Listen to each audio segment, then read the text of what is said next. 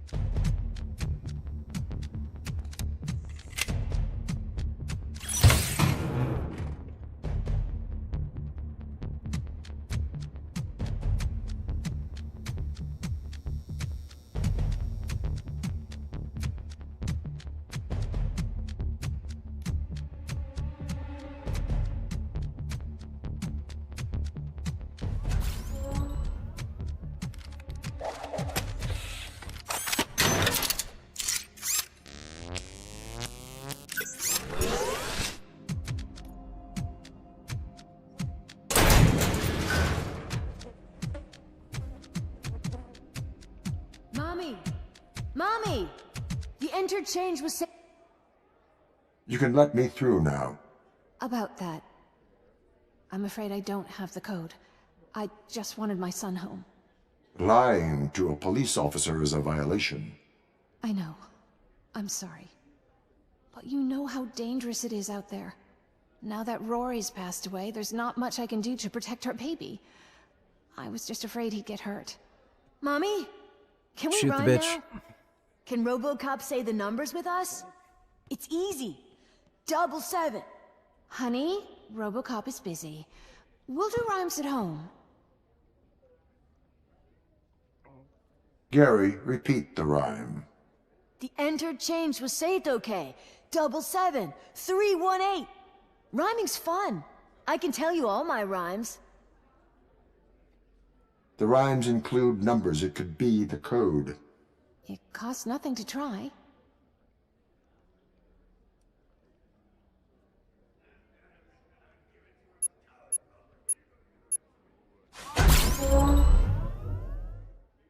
Oh my. It worked. Good thinking, Gary. Did you hear that, Mom? I'm a detective now. I can't put No Town at risk of another mercenary attack. So I have to close the gate as soon as you leave. Are you ready to go? Open the gate. Goodbye. And thank you for helping Gary. Genuinely, thank you. It is my duty, madam.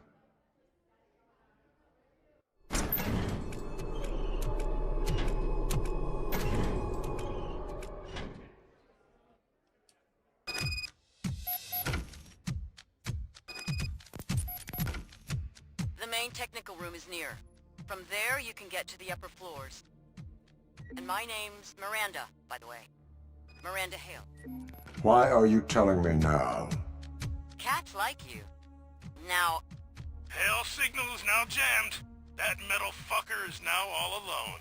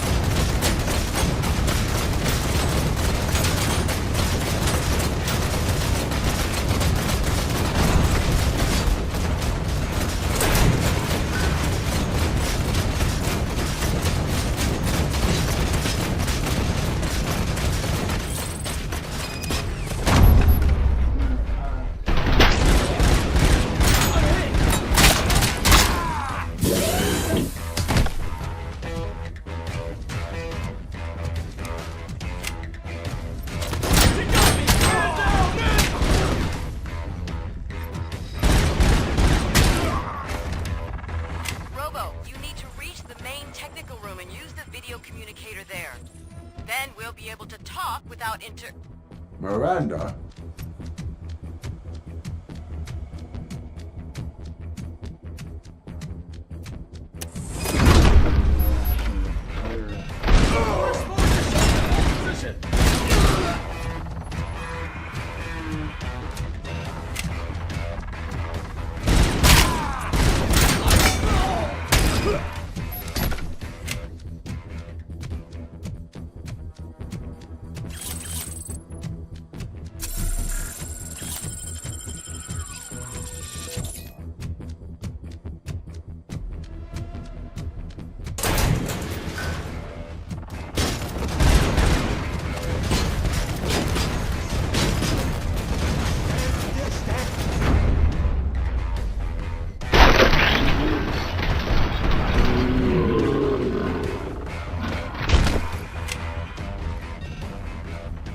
Find a safe place and hide.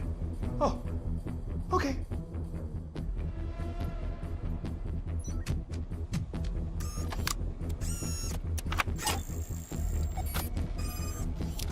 Yeah, this is a good game.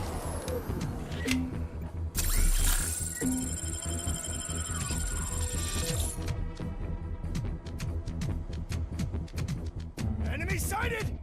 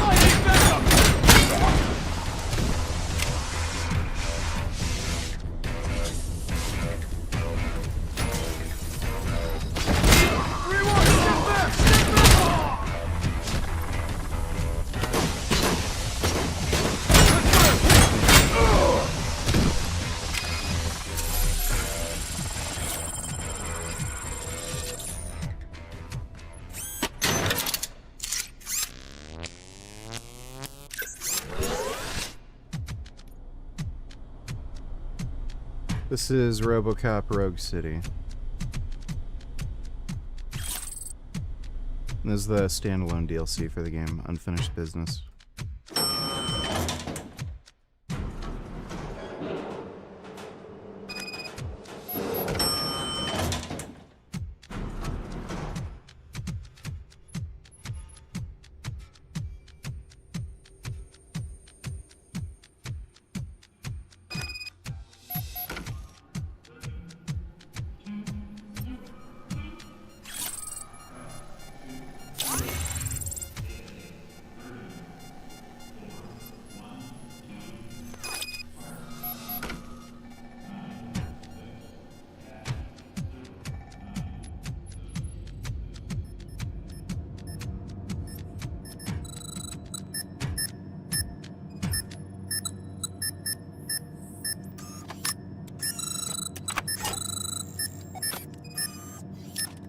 Computer and system updates have been finished successfully.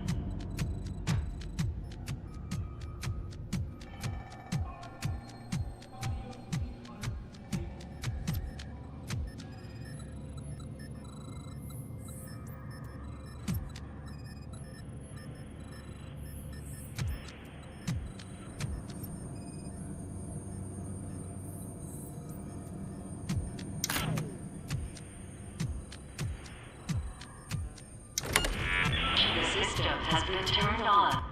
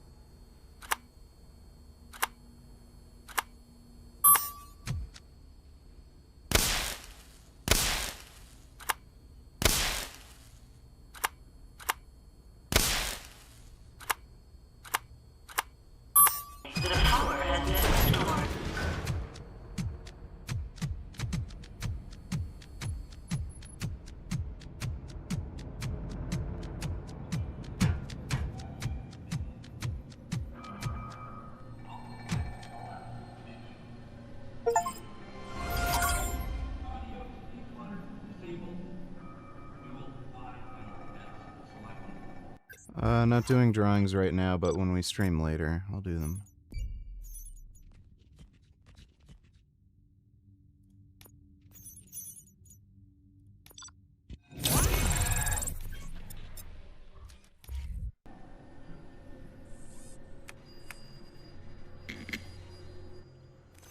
Your secret ally is off limits.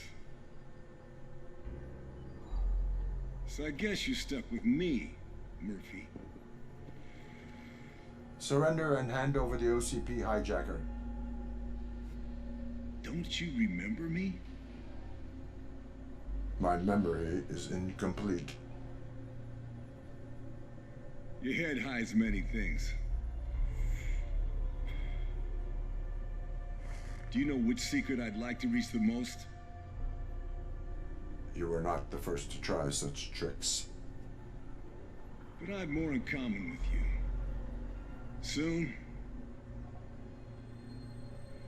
I'll be what you couldn't become. Dead.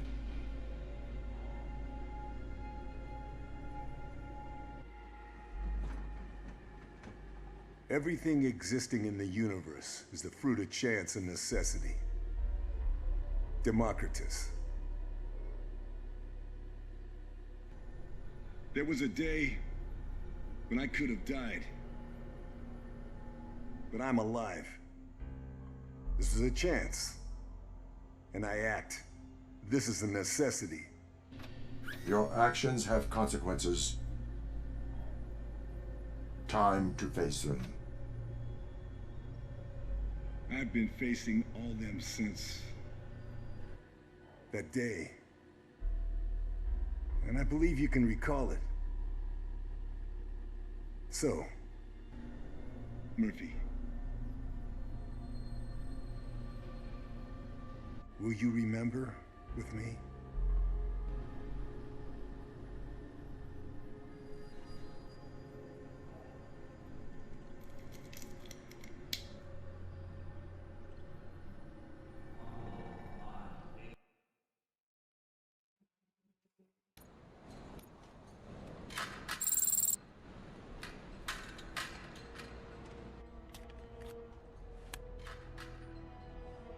You're missing the show, Fia. No reruns. My watch stopped. Again? Throw it away. It was a gift from my dad. Once my pop made an armchair for me.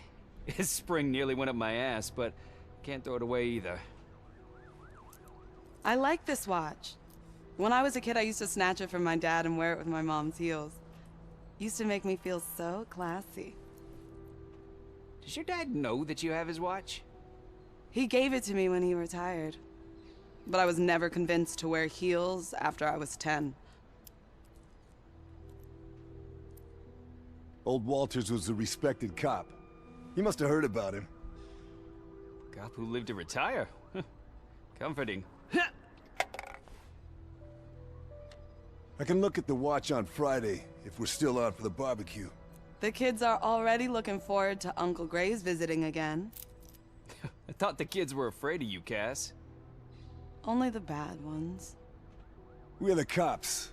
All the bad ones should be afraid of us. But they aren't. How can we make them afraid if our hands are tied? We're the cops. Cops shouldn't be feared. What do you want us to be? Judges? Executioners? Maybe then more of us would live to retire. What do you think, Murphy?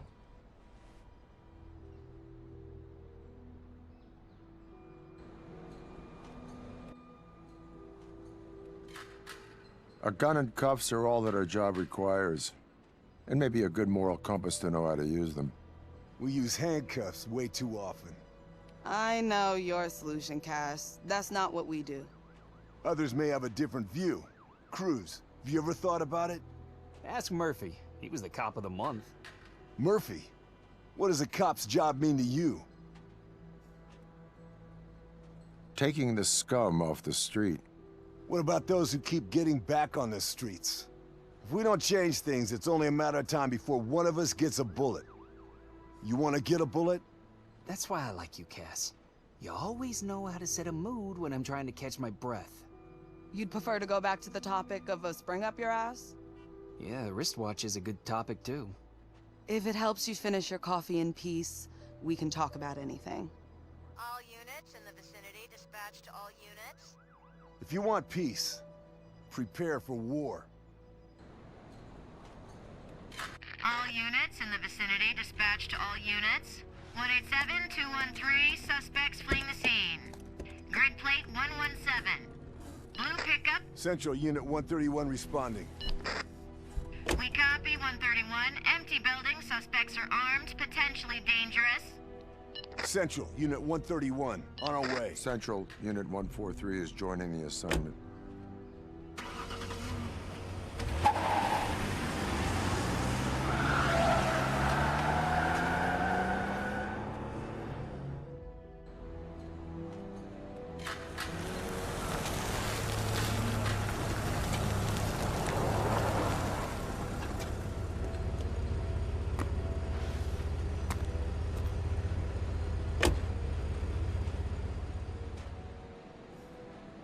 This is a big place to cover.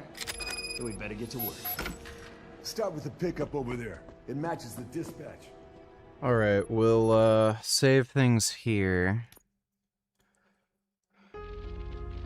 We'll pick up at another time. I'm going to make dinner, but I'll be on in a few hours to do the normal kind of watching stuff stream. But hope you all had fun. Big thanks to everybody who donated on Streamlabs. Really appreciate it. So yeah, I'll have dinner, relax for a bit, and then